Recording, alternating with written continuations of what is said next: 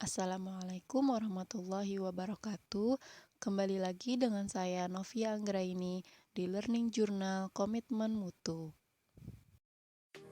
Saat ini, berbagai upaya telah dilakukan untuk mewujudkan pemerintah yang baik dan bersih. Namun dalam kenyataannya masih belum sesuai harapan.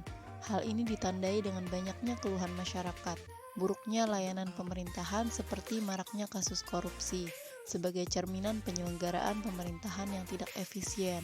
Banyaknya program pembangunan sarana fisik yang terbengkalai sebagai cerminan ketidakaktifan roda pemerintahan. Kecenderungan pelaksanaan tugas yang lebih role-driven dan sebatas menjalankan rutinitas kewajiban sebagai cerminan tidak adanya kreativitas untuk melahirkan inovasi. Serta masih banyaknya keluhan masyarakat karena merasa tidak puas atas mutu layanan aparatur sebagai cerminan penyelenggaraan layanan yang kurang bermutu.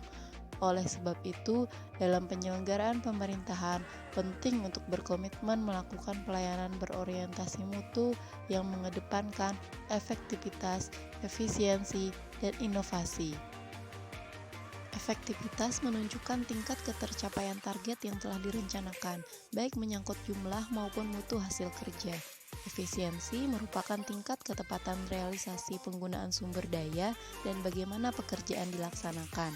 Inovasi adalah ide dan gagasan baru yang muncul karena adanya dorongan kebutuhan organisasi atau perusahaan untuk beradaptasi dengan tuntutan perubahan di sekitarnya. Sedangkan mutu adalah salah satu standar yang menjadi dasar untuk mengukur capaian hasil kerja serta dapat dijadikan alat pembeda atau pembanding dengan produk atau jasa sejenis lainnya. Mutu ada dalam persepsi orang secara individual yang diukur dari tingkat kepuasan masing-masing terhadap produk atau jasa yang diterimanya, sehingga produk atau jasa yang sama akan memiliki tingkatan mutu yang berbeda.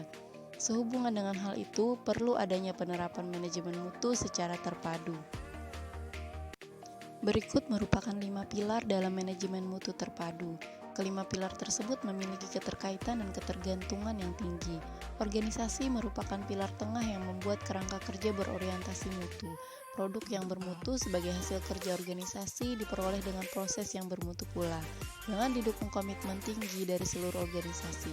Selanjutnya, organisasi tentu tidak akan dapat mencapai target kelembagaan secara efektif, efisien, dan inovatif tanpa adanya pemimpin yang kuat dan kredibel.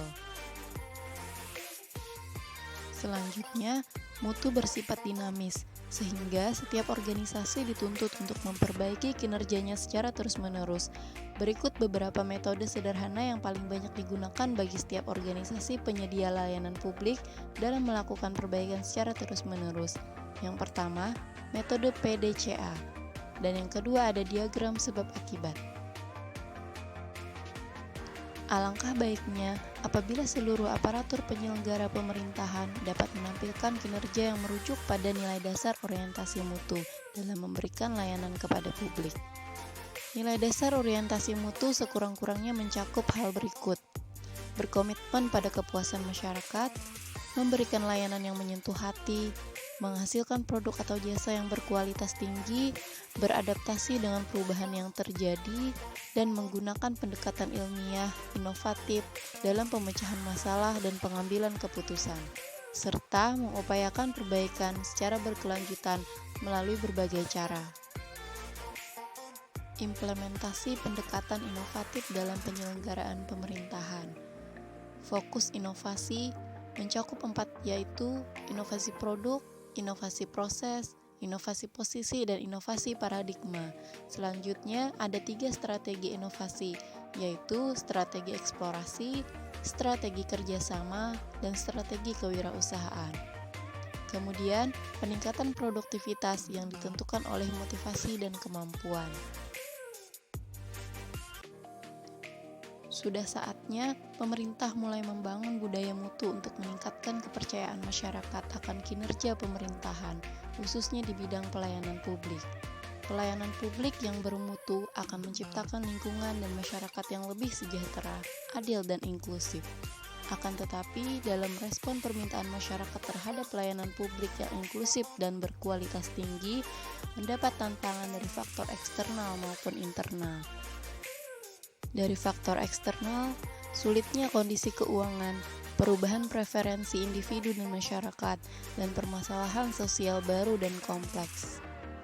Dari faktor internal, reputasi budaya, sumber daya yang dimiliki, kejelasan mandat organisasi itu tersebut, insentif yang mereka terima, kualitas pimpinan dan pegawai, serta fleksibilitas terkait hubungan organisasional.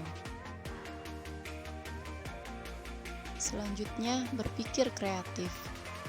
Terdapat 4 cara berinovasi, yaitu penemuan dengan pengembangan, duplikasi, dan sintesis. Bentuk inovasi yaitu sistem pelayanan terpadu satu pintu, pelayanan terpadu satu atap, komunikasi informasi berbasis web, serta pemangkasan alur birokrasi. Selanjutnya, membangun komitmen mutu melalui inovasi. Inovasi pelayanan publik tidak bergerak pada ruang hampa, sehingga perlu didukung oleh unsur yang mendukung, seperti pegawai yang mempunyai jiwa yang kreatif dan inovatif, serta faktor pendukung lainnya.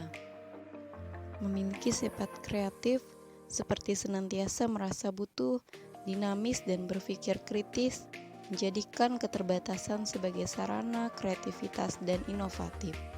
Dengan faktor pendukung, dengan adanya visi misi untuk perubahan yang lebih baik, lingkungan kerja yang mendukung, dan budaya organisasi. Aktualisasi nilai dasar komitmen mutu akan menciptakan budaya kerja yang unggul yang dapat menumbuhkan keberanian untuk menampilkan kreativitas dan inovasi.